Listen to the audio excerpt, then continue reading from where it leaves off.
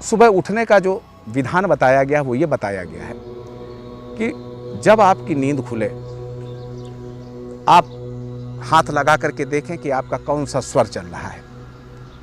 बायां स्वर चल रहा है तो अपना बायां हाथ दोनों आँखों से देखिए और देखने के बाद उसको एक बार पूरे मुंह में फिराइए। उसके बाद दोनों गदेलियों को मिला करके और रगड़िए और उसके बाद फिर दोनों हाथों को देखिए। बहनों भाइयों, दोनों हाथों की गदेलियों में मैं एक वीडियो में बता भी चुका हूँ कि सारे तीर्थ इसी में विराजित हैं। कराग्रे बस्ते लक्ष्मी, कर मध्य सरस्वती, कर मूले तु गोविंदा, प्रभाते कर दर्शनम। सारे तीर्थ इसी में हैं। ऋषि तीर्थ, पितृ तीर्थ, ब्रह्म तीर्थ, काय तीर्थ, सारे तीर्थ इसी में हैं। तो इसका दर्शन करने से हम अपने बिस्तर पे बैठ करके ही परमात्मा की कृपा प्राप्त करने के अधिकारी हो जाते हैं। और उसके बाद उसको अपने सर के ऊपर से यूं फिराइए, निश्चित आपका दिन अच्छा जाएगा। जो भी कार्य आपने सोचा होगा वो पूरा होगा और आलस्य आपके पास नहीं आएगा। बहनों भाइयों, आपका दायां स्वर अगर चले तो दाहिना हाथ इसी तरह मुंह पे फेरिए। अब आगे कदम बढ़ाना है, नीचे उतरना है बिस्तर से, तो जिस तरफ का स्वर चल रहा हो उस तरफ के ही कदम आप पहला पैर नीचे रखिए और उसके बाद अपना दूसरा रखिए।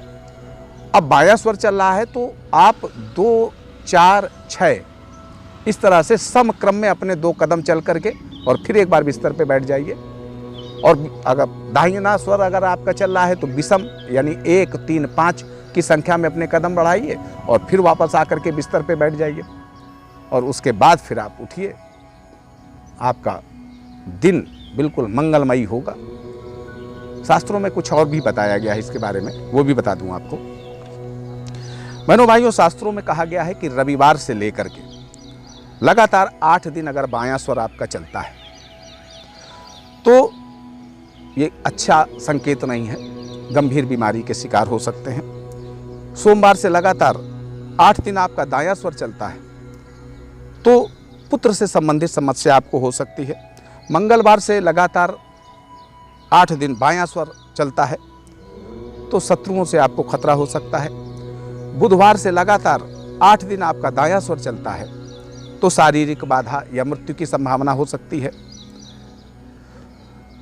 या आपके गुरु या आपके घर में जो या आपके मित्रों में जो श्रेष्ठ व्यक्ति है उसको नुकसान हो सकता है। शुक्रवार से लगातार 8 दिन अगर आपका दक्षिण स्वर चलता है तो भूमि विवाद के कारण धनहानि हो सकती है।